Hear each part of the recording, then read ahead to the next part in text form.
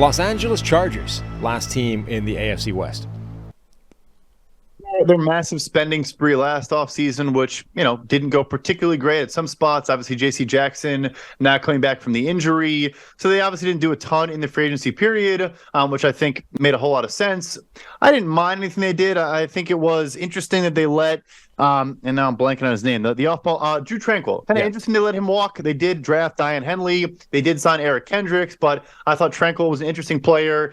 Has pass rush ability, had 5 sacks last year. Has good coverage ability. I want to say had a high 70s coverage grade. But nevertheless, didn't do a whole lot.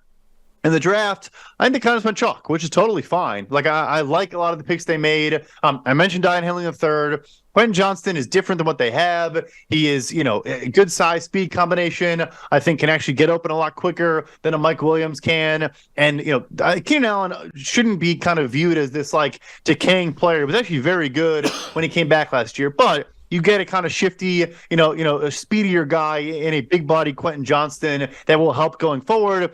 I'm a Tuli Tuipulotu guy. I think he's going to be a good player off the edge. I think you needed depth behind Khalil Mack and Joey Bosa. I just, again, kind of wonder, not to hold against them, but just like, do they have enough? Can they get healthy enough? Can they play well enough to actually challenge Kansas City in this division?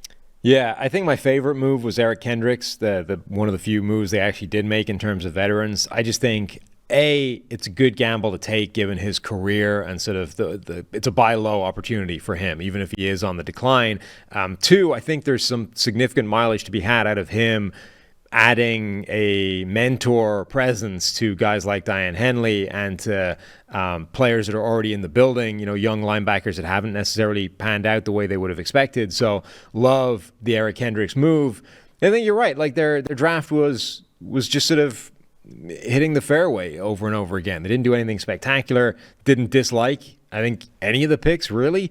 Didn't love any of them either. I think Quentin Johnston at 21, right kind of range for him, even with the question marks we had about his game. I guess if I was picking a least favorite pick, it would be Max Duggan in the 7th round, which is essentially an inconsequential move anyway. But when you go through Quentin Johnston's tape, it's like, why would you draft his quarterback? Like that can't, it's not helping. Like, Quentin Johnston's tape. They had to add a third TCU player because Darius Davis, who is going to be a return guy, probably take over, in that role for them. But yeah, they had to add another TCU Horned Frog. They didn't watch the national championship game, I don't think. Right, or maybe you just decide that those two need a little bit of a help adjusting, and you bring in their quarterback for giggles. Exactly. But you watch their tape, and it's like I would not want their quarterback in this building. That's not helping anything. So A- for the Chargers, B for their free agency, quiet free agency, and then A- for that draft that was pretty much middle of the road.